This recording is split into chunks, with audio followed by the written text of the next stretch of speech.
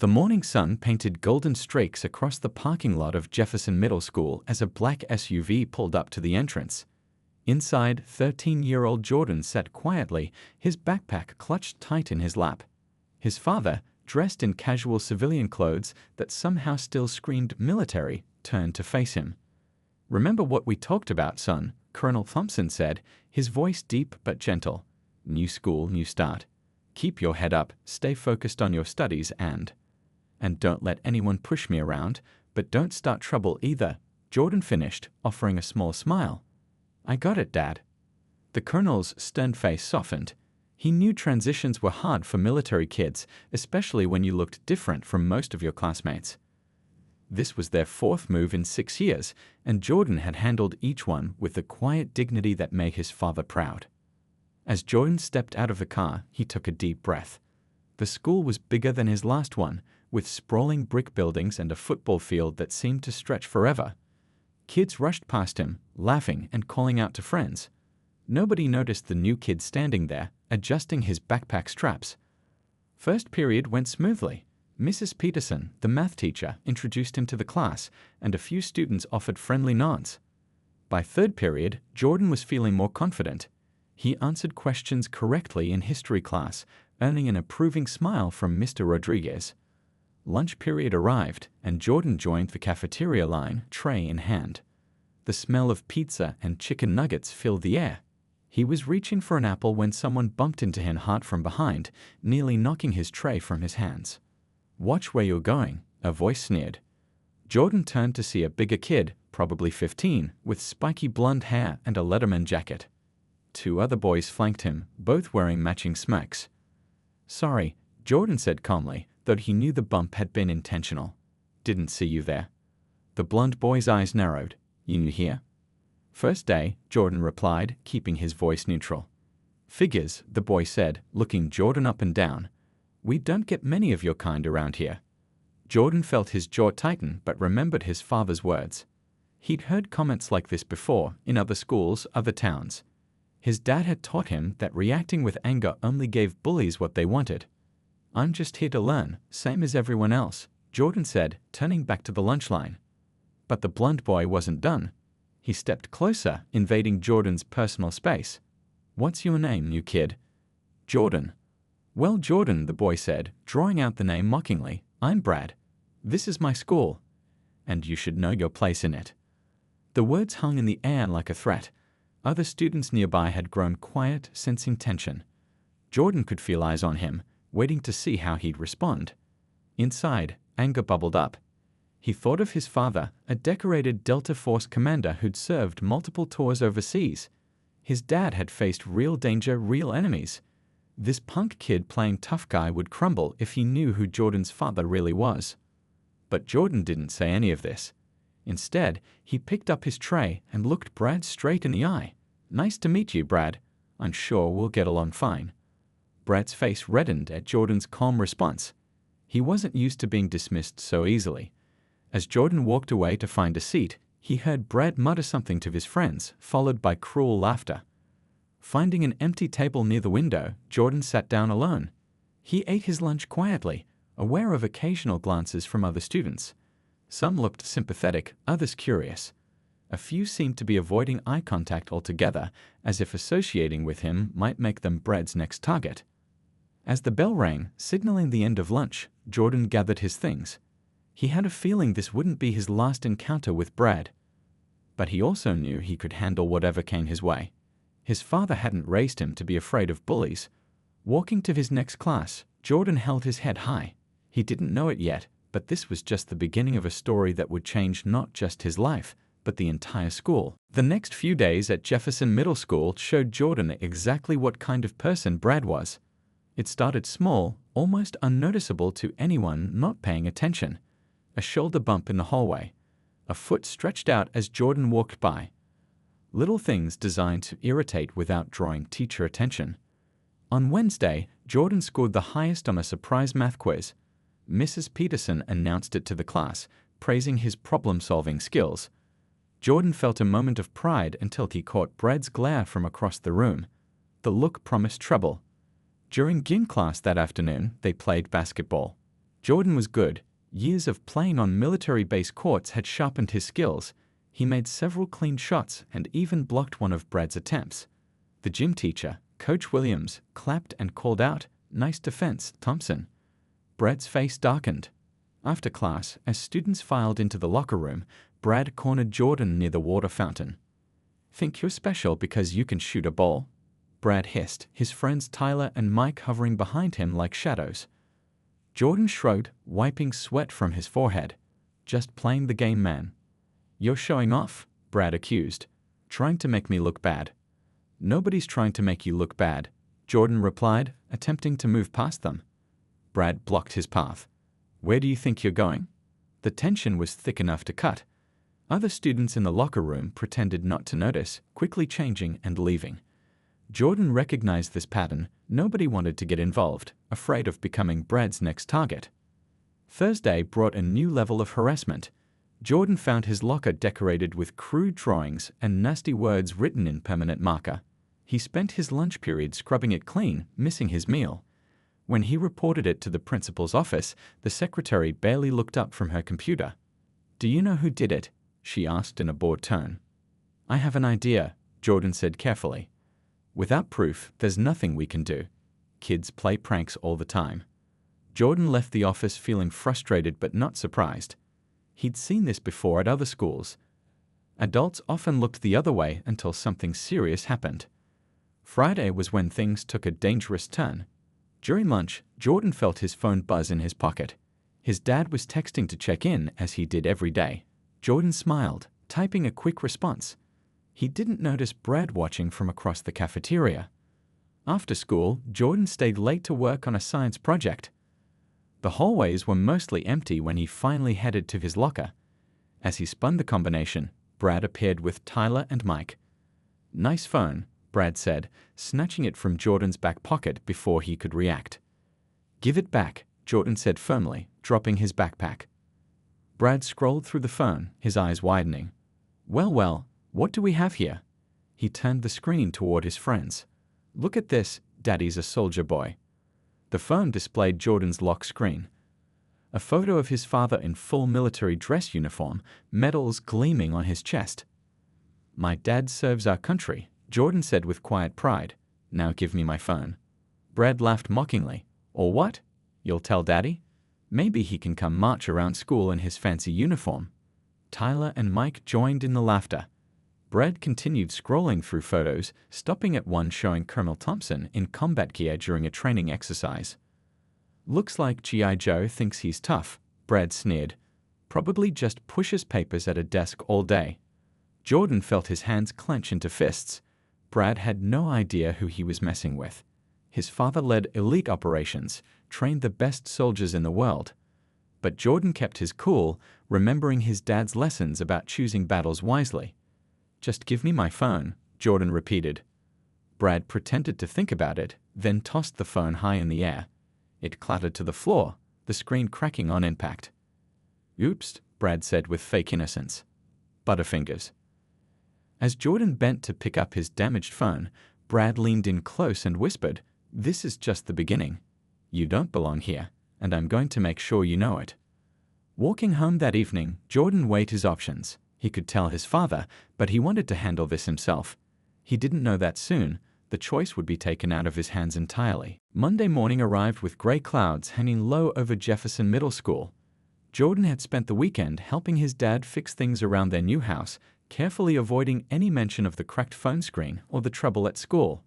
Colonel Thompson had noticed but didn't push, trusting his son would speak up when ready.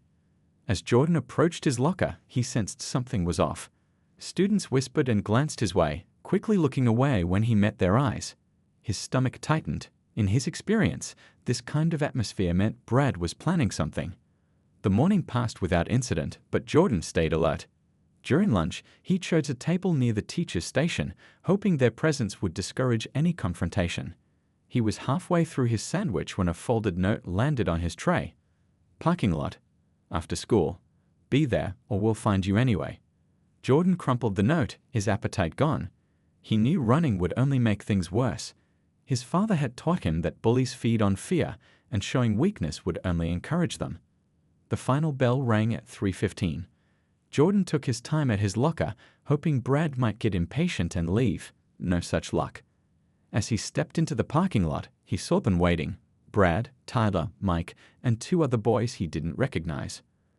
"Thought you might chicken out," Brad called, loud enough to draw attention from other students leaving school. Jordan walked toward them, shoulders straight, backpack slung over one shoulder. A small crowd began forming at a safe distance, phones appearing in hands. Everyone loved drama as long as they weren't part of it. "What do you want, Brad?" Jordan asked, stopping a few feet away. "Want? I want you to learn your place." Brad stepped forward, his friends spreading out to form a loose circle. "You come here, acting like you're better than everyone." "I never said that," Jordan interrupted. "Showing off in class, in gym, walking around like you own the place." "I'm just trying to go to school." Brad's face reddened. "Don't interrupt me when I'm talking." He shoved Jordan hard in the chest. Jordan stumbled back but kept his balance. The crowd murmured, phones held high to capture every moment. "I don't want to fight you," Jordan said, setting his backpack on the ground. "Too bad," Brad sneered, shoving him again, "because I want to fight you." This time, Jordan was ready. As Brad's hands connected with his chest, Jordan grabbed his wrists, using Brad's momentum to spin him sideways. It was a simple defensive move his father had taught him, designed to redirect aggression without causing harm. Brad stumbled, nearly falling. The crowd gasped. Nobody had ever handled Brad like that before. Embarrassed and angry, Brad charged forward with a wild swing. Jordan ducked, the fist sailing over his head. Another swing came, and Jordan blocked it with his forearm, the impact stinging but manageable. "Stop this," Jordan urged. "It doesn't have to be like this." But Brad was beyond reason.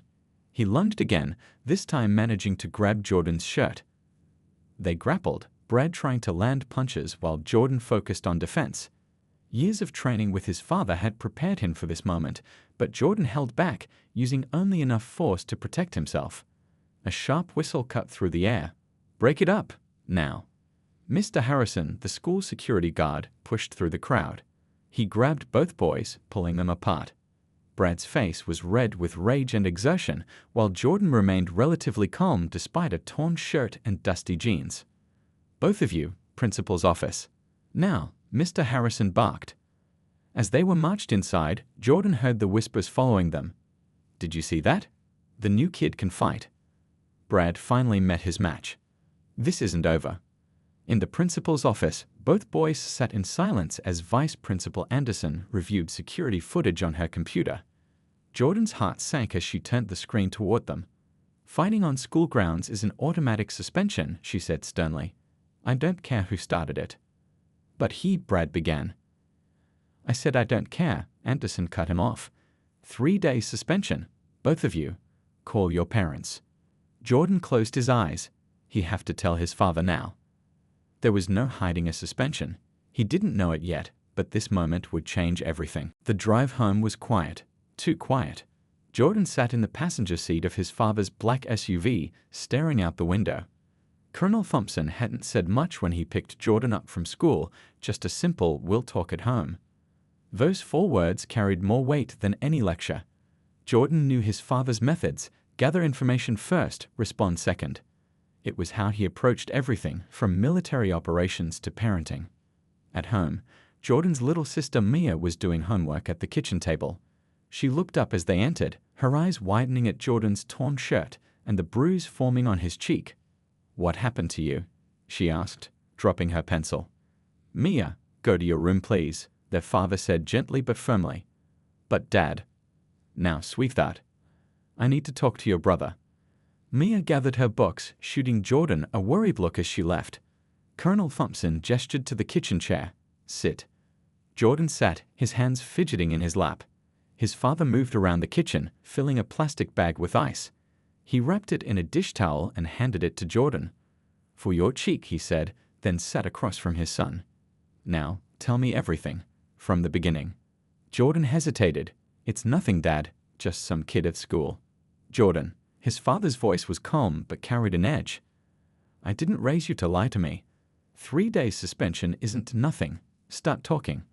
So Jordan did. He told his father about Brad, about the daily harassment, the racist comments, the stolen phone.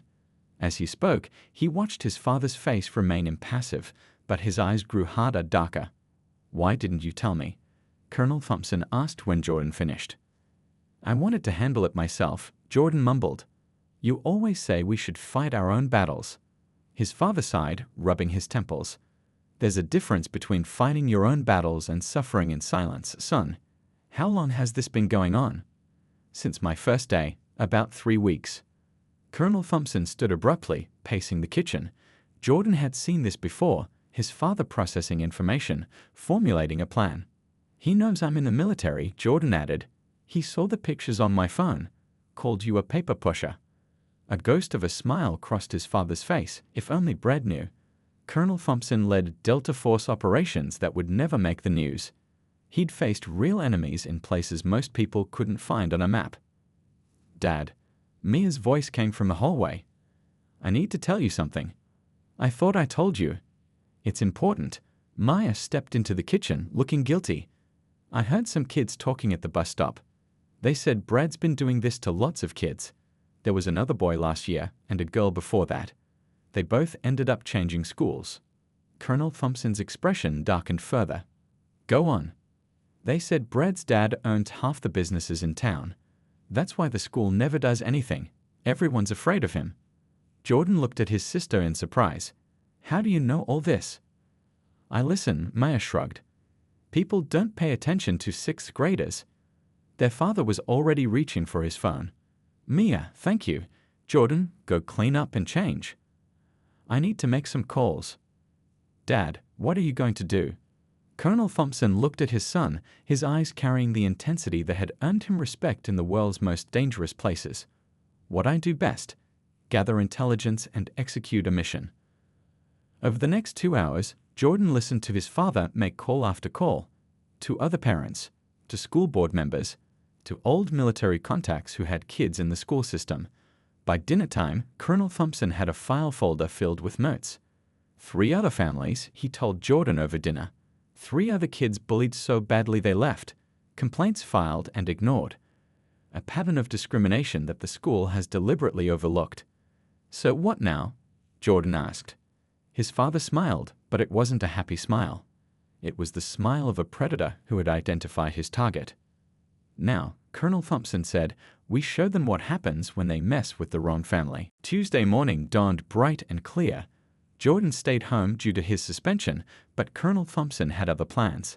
He dressed carefully in his full military dress uniform, deep blue jacket with gold buttons, crisp white shirt, and every medal he'd earned in 20 years of service. "Dad, you sure about this?" Jordan asked, watching his father adjust his tie in the hallway mirror. "Very sure," Colonel Thompson replied. "Sometimes, son, you need to show people exactly who they're dealing with." At precisely 9:00 a.m., Colonel Thompson's SUV pulled into Jefferson Middle School's parking lot. As he stepped out, sunlight glinted off his medals. Teachers and staff walking by stopped mid-stride, their conversations dying away. The colonel walked into the main office with the bearing of a man who commanded respect wherever he went. The secretary, Mrs. Davis, looked up from her computer and froze. "I need to see Principal Martinez immediately," Colonel Thompson said, his voice carrying quiet authority. Do you have an appointment?" Mrs. Davis stammered. "No, but she'll want to see me." He placed his business card on the counter. It read, "Colonel James Thompson, Delta Force Command." Mrs. Davis's eyes widened. She hurried to the principal's office, returning moments later. "She'll see you now." Principal Martinez stood as Colonel Thompson entered. Her confident smile faltered when she saw his uniform, his rank, his demeanor. "Colonel Thompson, what can I do for you?" He didn't sit when offered a chair. Instead, he placed a thick folder on her desk. "You can explain why your school has allowed systematic bullying and racial discrimination to continue unchecked." Martinez's face paled. "I'm not sure what you mean. 3 families forced to leave this school, multiple complaints ignored. My son attacked yesterday while your staff stood by." He opened the folder, revealing detailed notes, witness statements, and printed emails. "I've spent the last 24 hours investigating. Would you like to know what I found?" Before she could answer, the intercom buzzed. "Principal Martinez? Mr. Mitchell is here. He says it's urgent." Colonel Thompson smiled coldly. "Brett's father, I presume. By all means, let him join us." Moments later, Robert Mitchell burst in, red-faced and angry. "What's this about my boy being accused of?" He stopped short, taking in Colonel Thompson's uniform. "Mr. Mitchell," the colonel said calmly, "I'm Jordan Thompson's father. Your son has been terrorizing mine and other children at this school." "Now wait just a minute," Mitchell blustered. "My Brad's a good kid. If there was a fight, I'm sure both boys were equally." "Sit down, Mr. Mitchell." The command in Colonel Thompson's voice made even the principal flinch. Mitchell sat. "I've documented every incident," the colonel continued. "The racial slurs, the physical intimidation, the theft and destruction of property." He pulled out his phone, showing security camera footage he'd obtained. "Your son targeted my child specifically because of his race. That's not a schoolyard scuffle. That's a hate crime." Mitchell's bluster evaporated. "Hate crime? Now hold on. I've also discovered your influence over this school's disciplinary decisions," Colonel Thompson added. "How complaints against your son mysteriously disappear. How victims are blamed or ignored." Principal Martinez shifted uncomfortably. "Colonel Thompson, these are serious accusations." "Yes, they are." He straightened to his full height. "I've already contacted the school board, the district superintendent, and the Department of Education's Office for Civil Rights. I've also reached out to several news outlets who are very interested in this story." The room fell silent. Mitchell's face had gone from red to ashen. "What do you want?" Martinez asked quietly. "Justice," Colonel Thompson replied. "A full investigation, new anti-bullying policies with real consequences, mandatory diversity training for all staff, and immediate disciplinary action for those responsible, including any adults who enabled this behavior." He turned to Mitchell. "Your son needs to learn that actions have consequences, real ones, not the slap on the wrist he's gotten away with before." Mitchell opened his mouth to protest, then closed it. He'd finally realized he wasn't dealing with just another parent. He was facing a military commander who'd taken down far more dangerous enemies than a small-town businessman. "The school board meeting is Thursday," Colonel Thompson said, heading for the door. "I'll see you all there." Thursday evening, the Jefferson Middle School auditorium was packed. Word had spread quickly about the emergency school board meeting, and it seemed like half the town had shown up. Parents whispered among themselves, stealing glances at Colonel Thompson, who sat in the front row with Jordan beside him. Brad sat with his parents on the opposite side of the aisle. He looked smaller somehow, his usual swagger completely gone. His father kept checking his phone nervously, while his mother dabbed at her eyes with a tissue. The school board members filed in, looking unusually serious. The board president, Mrs. Chen, called the meeting to order. "We're here to address serious allegations of bullying and discrimination at Jefferson Middle School," she began. "Colonel Thompson, would you please present your findings?" Colonel Thompson stood, carrying himself with military precision. He connected his laptop to the projector, and suddenly the screen lit up with evidence, emails, incident reports, witness statements. "Over the past 3 years," he began, his voice clear and steady, "at least 15 students have reported bullying incidents involving Brett Mitchell. Only 2 of these reports resulted in any disciplinary action, both times a single day of detention." Murmurs rippled through the crowd. The colonel continued, showing charts documenting the pattern of complaints and the school's failure to respond. 3 families were forced to relocate their children.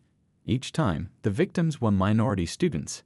Each time, the principal's office claimed there was insufficient evidence to take action. Principal Martinez shifted uncomfortably in her seat. "But there's more," Colonel Thompson said. He played audio recordings. Other parents describing their meetings with school officials, their frustrations, their children's tears. Then came the security footage from Monday's fight. The crowd gasped as they watched Brad shove Jordan repeatedly before Jordan defended himself. It was clear who the aggressor was. "My son," the colonel said, pausing the video, "received the same punishment as his attacker. 3 days suspension. This is not justice. This is not protecting our children." Mrs. Chen nodded gravely. "Thank you, Colonel. Mr. Mitchell, would you like to respond?" Robert Mitchell stood slowly. The confident businessman who usually dominated town meetings was gone. In his place was a man who knew he'd lost. "My son made mistakes," he admitted. "I may have used my influence to protect him. I thought I was being a good father. I see now that I was wrong." The admission sent shockwaves through the room. Nobody had ever heard Robert Mitchell admit fault before. "Brad?" Mrs. Chen turned to the boy. "Do you have anything to say?" Brad stood on shaky legs. He looked at Jordan, then at the crowd, then at his feet. "I'm sorry," he said, his voice barely above a whisper. I was angry and stupid. I picked on kids who were different because it made me feel powerful. But it wasn't power. It was just being mean." His voice cracked. "Jordan never did anything to me. Neither did the others. I was a bully. And I'm sorry." The room was silent. Jordan watched Brad, seeing real remorse for the first time. Mrs. Chen cleared her throat. "The board has already deliberated. Our decisions are as follows. Brad Mitchell is suspended for 30 days and must complete a counseling program before returning. Principal Martinez is placed on administrative leave pending a full investigation. Vice Principal Anderson will serve as interim principal." She continued, "Furthermore, we're implementing new anti-bullying policies with zero tolerance for discrimination. All staff will undergo mandatory diversity and sensitivity training. A new reporting system will ensure no complaint goes uninvestigated." The crowd applauded. Colonel Thompson nodded satisfied. After the meeting, as people filed out, Jordan noticed Brad standing alone near the exit. Their eyes met. Brad started to look away, then stopped himself. "I meant what I said," Brad told Jordan. "I'm sorry, really." Jordan studied him for a moment, then nodded. "I believe you." As they walked to the car, Jordan asked his father, "Did we do the right thing?" Colonel Thompson put his hand on his son's shoulder. "We stood up for what's right. We made the school safer for everyone. That's always the right thing." The drive home felt different this time. Lighter. Justice had been served, and change was coming to Jefferson Middle School. 6 months had passed since that pivotal school board meeting. Jefferson Middle School felt like a different place. The hallways that once echoed with whispered fears now buzzed with genuine laughter and friendship. Jordan sat in the student council room, reviewing plans for the upcoming diversity fair. As the newly elected president, he made it his mission to ensure every student felt welcome and safe. His father's words echoed in his mind. Real strength isn't about fighting, it's about building something better. "The military veterans booth is confirmed," said Lisa, the vice president. "Your dad's bringing some of his team to talk about service and leadership." Jordan smiled. Colonel Thompson had become a regular volunteer at the school, running leadership workshops and mentoring students.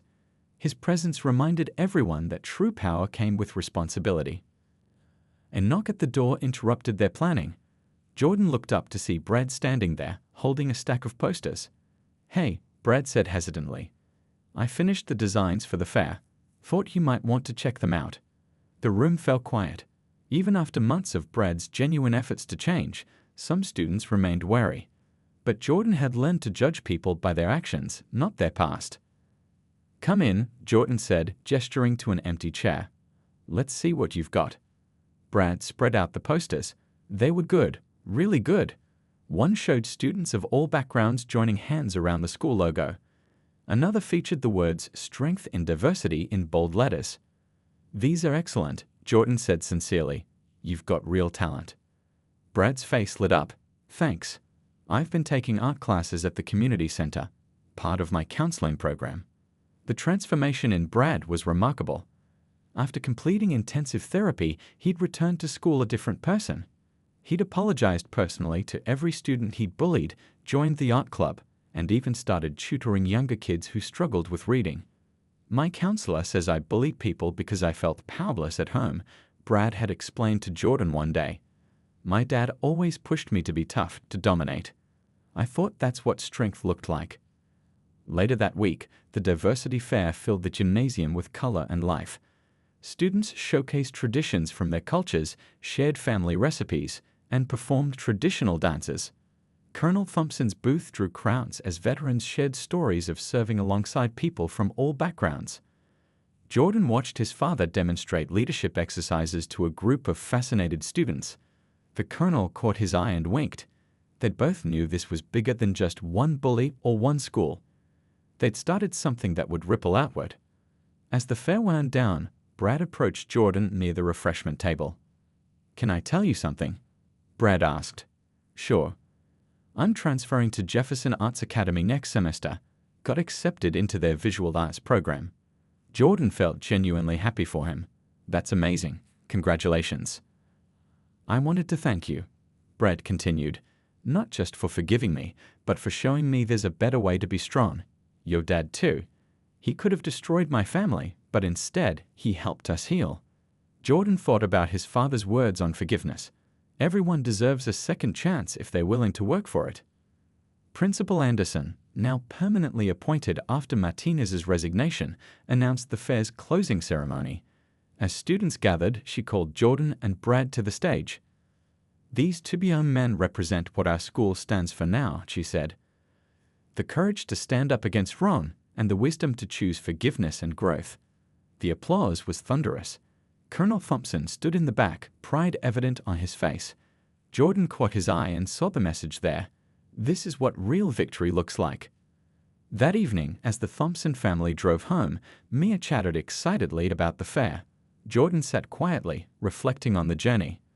"Proud of you, son," his father said softly. "You didn't just survive a bully. You helped transform an entire school." Jordan smiled. "We did it together, Dad. All of us." As they pulled into their driveway, Jordan realized something profound.